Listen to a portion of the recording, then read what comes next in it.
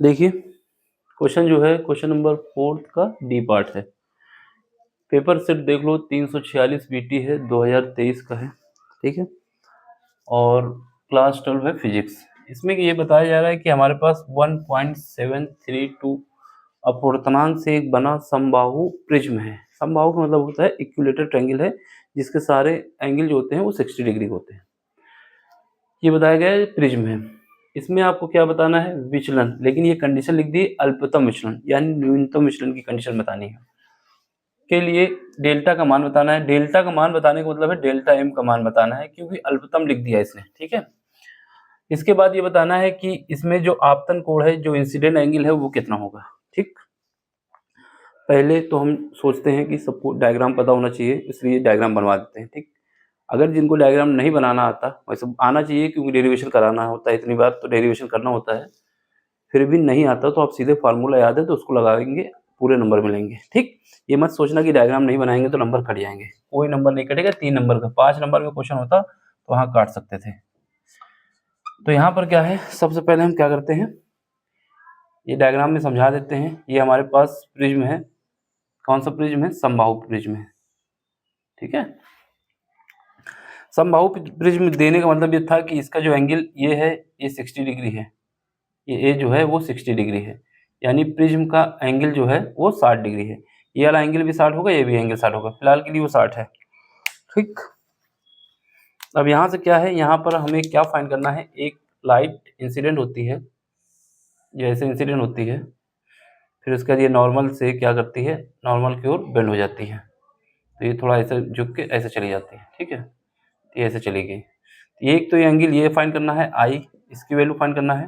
दूसरा फिर ये यहाँ से ये नॉर्मल बनता है, फिर ये नॉर्मल से दूर हो जाती है क्योंकि रेयर मीडियम में जा रही है। जब लाइट डेंस मीडियम में जाती है तो नॉर्मल की ओर बेंड हो गई है, ये थोड़ा नॉर्मल की तरफ आ गई है, तो ये एंगल R1 होता है और ये एंगल हमारा R2 होता है।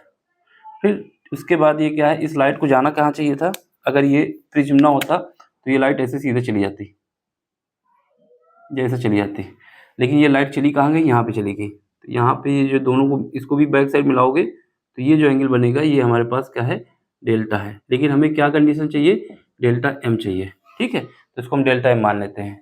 यहाँ का जो एंगल होता है वो हमारा क्या होता है, ये हमारा I2 होता है, या फिर E कहा जाता है, इमर्जेंट एंगल कहा जाता है। ये I1 होता है जिसको हमने I मान लिया है, ठीक है। ऐसा कुछ डायग्राम बनता है, बना लोगे तो ठीक है, नहीं बनाओगे तब भी कोई दिक्कत नहीं है। अब यहाँ पे क्या है, जो दिया गया है, दिया गया है हमारे पास इसका अपवर्तनांक। इसका अपवर्तनांक कितना दिया हुआ है, n = दिया हुआ है 1.732। अब अगर किसी का दिमाग सही है, अच्छा समझदार है, तो उसको ये हमेशा याद होना जाना चाहिए कि अगर ये वैल्यू दे रहा है 1.732, इसका मतलब है √3 की वैल्यू है। किसकी है ये वैल्यू √3 की है, ये हमको मालूम हो जाना चाहिए इसकी वैल्यू को देखते ही। कहने का मतलब है कि इसकी वैल्यू जो दी गई है √3 दी गई है, ठीक है। ये बात समझ में आनी जानी चाहिए। यानी n बराबर कितना है, 1.732 का मतलब है √3 की वैल्यू दी गई है। अब हमारे पास क्या है, हमारे पास जो फार्मूला होता है अपवर्तनांक के लिए, n = क्या होता है, साइन, यहाँ पर क्या है, डेल्टा एम प्लस ए, और ये डिवाइड हो जाता है 2 से, डिवाइड होता है साइन a/2। इस क्वेश्चन पेपर में सब कुछ दिया हुआ है। n की वैल्यू जो दी गई है, जो वैल्यू क्या है 1.732 है, इसकी वैल्यू कितनी है, √3 है। ये बराबर इसके होता है, याद रखना, क्योंकि यही खेल था यहाँ पे, ठीक है। अब इसके बाद a की वैल्यू कितनी दी गई है, a की वैल्यू दी गई है 60 डिग्री, क्योंकि इसने बोला है जो हमारे पास वो प्रिज्म है, ये समबाहु प्रिज्म है। ये लाइन लिखने का मतलब है कि इसके जितने भी ट्रायंगल बनेंगे वो 60 डिग्री के बनेंगे।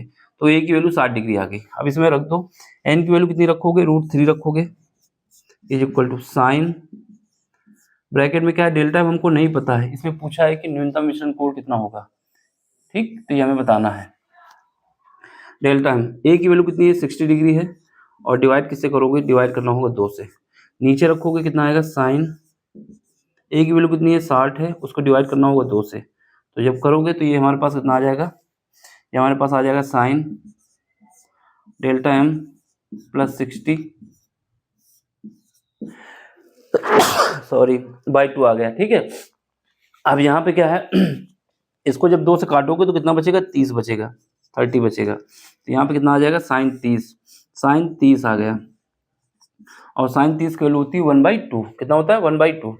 तो यहाँ पे हम इस बार आगे लिख देते हैं, इसमें नीचे लिख देते हैं √3, ये तो आ जाएगा यहाँ पर इज इक्वल टू, यहाँ पे क्या आएगा साइन, ये क्या आएगा डेल्टा एम जो कि हमें फाइंड करना है, प्लस 60, और ये कितना आ जाएगा बाई 2 आ जाएगा। यहाँ पर नीचे लिखोगे इसकी वैल्यू आ जाएगी 1/2। साइन 60 की साइन 30 की वैल्यू कितनी होती है, ब्रैकेट में लिख दो, बिकॉज साइन 30 डिग्री जो होता है वो 1/2 के बराबर आता है, तो उसका यूज किया हमने। ठीक है, अब ये वाला 2 ऊपर पहुंच जाएगा, ऊपर पहुंचने के बाद यहाँ डिवाइड हो जाएगा, ये ऊपर पहुंचेगा और ऊपर पहुंचने के बाद डिवाइड हो जाएगा, या फिर हम सीधे कर सकते हैं इसका मल्टीप्लाई कर दो।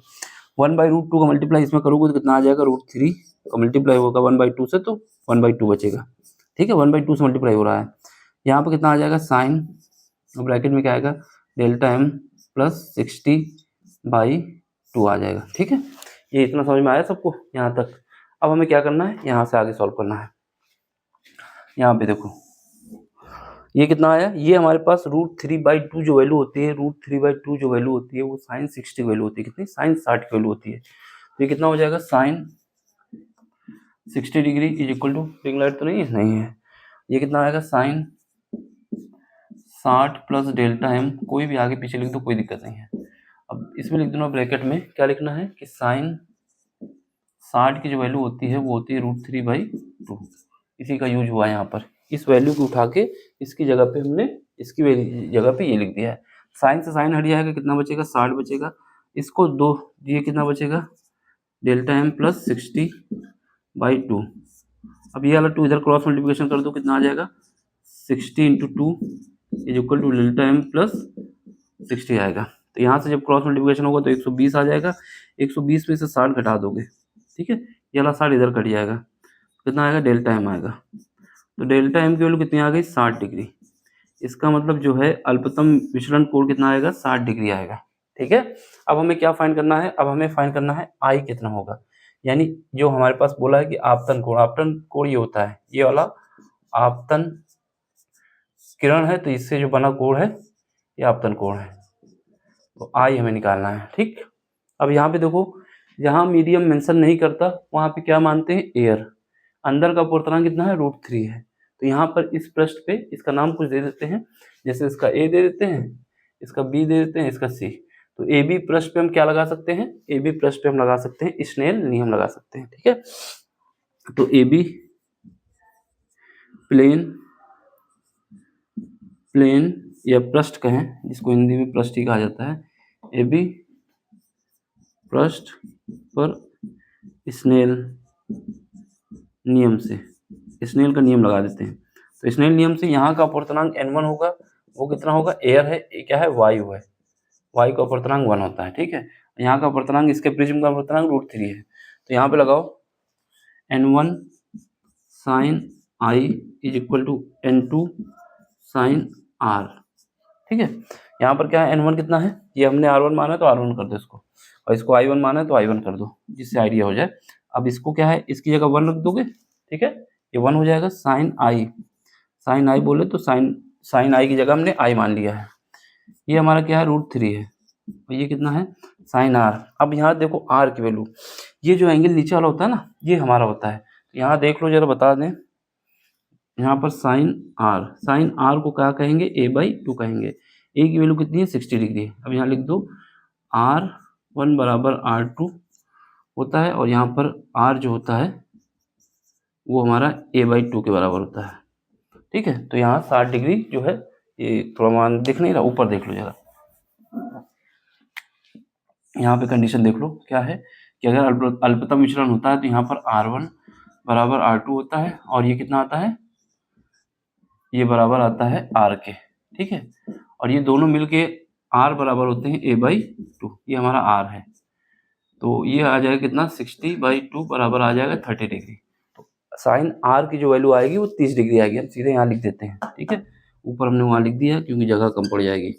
अब इसको सॉल्व करोगे तो यहाँ से हमारे पास कितना आएगा, sine I is equal to, इसकी वैल्यू रखोगे तो यह आएगा √3 बाई कितना आएगा 2, क्योंकि साइन 30 की वैल्यू 1/2 होती है। तो यहाँ से हमारे पास आई की वैल्यू कितनी आ जाएगी, ये किसकी वैल्यू है, साइन 60 की वैल्यू है, कितना है साइन 60 की वैल्यू है। ठीक है, यहाँ पे दिख रहा है, नहीं दिख रहा, ये तो दिख रहा होगा, ये भी नहीं दिख रहा, गलत हो जाएगा फिर तो, दिखेगा नहीं तो। एक मिनट इसको घुमा देते हैं थोड़ा, ये थोड़ा इसको नीचे झुका देते हैं। क्वेश्चन तो ऊपर देख ही चुके हैं, इसको नीचे देख लो बस, ठीक है। यहाँ से क्या है, यहाँ साइन 60 आएगा, तो ये √3/2 की वैल्यू कितनी होती है, साइन 60 होती है, तो ये घट जाएगा, तो यहाँ से ए की वैल्यू कितनी आ जाएगी, 60 डिग्री आ जाएगी, ठीक है। देख लो, समझ लो, ये कंडीशन बहुत इंपॉर्टेंट है कि अगर ये अल्पतम विचलन की कंडीशन होती है तो R1 और R2 बराबर होते हैं, ये और ये बराबर होता है, यहाँ से ये बराबर R के है, तो R की जो वैल्यू आती है 30 डिग्री आती है, ठीक है। यानी R1 और R2 दोनों 30 डिग्री के आएंगे। ये तो ये वैल्यू दिख रही ना वहाँ पे, गड़बड़ होता जा रहा है, ठीक है, अब दिख रहा है सब। अब इसका स्क्रीनशॉट ले लो एक साथ सब, फिर उसके बाद बताते हैं इसमें। ये हमारा आंसर कितना आएगा, एक 60 डिग्री आएगा, दूसरा भी 60 डिग्री आएगा, दोनों ही कोण हमारे 60 डिग्री के होंगे, ठीक है। तो स्नेल नियम का यूज करना था और कुछ नहीं था इसमें। जब स्नेल नियम लगाएंगे तो n1 की वैल्यू 1 हो जाएगी, n2 की वैल्यू √3 है, साइन 30 की लगाओगे 1/√2 आएगी, तो इसकी वैल्यू हो जाएगी 60। ये डायग्राम बनाओगे तो बेस्ट है, नहीं बनाओगे तब भी नंबर कटने वाले नहीं है। बस ये अल्पतम विचलन का ये फार्मूला में याद होना चाहिए था, ठीक है। फिर उसके बाद ये कंडीशन याद होनी चाहिए थी कि जब ये कहानी आती है तो हमारे पास R1 और R2 बराबर हो जाते हैं और वो ए के आधे होते हैं, जो प्रिज्म का एंगल होता है उसका आधा होता है। इस कंडीशन से फिर यहाँ पर स्नेल नियम लगाना था, स्नेल नियम याद था तो ये पृष्ठ बनाने की जरूरत नहीं थी। अब बता देंगे कि स्नेल नियम से n1 की वैल्यू 1 क्यों है, क्योंकि ये वायु है, फिर बाकी सब रखने के बाद आ जाएगा आंसर। स्क्रीनशॉट ले लो, समझे में, सॉरी स्क्रीनशॉट ले लेना, उससे ये होता है कहीं पर कन्फ्यूजन होती है तो एक बार में सब रिवाइज हो जाता है, बार बार देखने की जरूरत नहीं पड़ेगी। अब आपको समझ में आ रहा है तो लाइक करिए, शेयर करिए, सब्सक्राइब करिए और अपना सपोर्ट दीजिए, जिससे चैनल की ग्रोथ हो और इस काम को हम आगे कंटिन्यू करते रहें, ठीक है। बाकी मैं बार बार बोलता हूँ, टेलीग्राम में ज्वाइन होने का मतलब ये नहीं है कि लेफ्ट करके भाग जाएं। ज्वाइन हुई, अगर कोई प्रॉब्लम आपको समझ में नहीं आ रही तो वहाँ पर भेजिए, उसका सोल्यूशन हम आपको करा के देंगे, ठीक है। ना कराएं तब उसका भागना होगा आपको। चलो फिर मिलते हैं अगले लेक्चर में अगले कॉन्सेप्ट के साथ। Thank you for watching.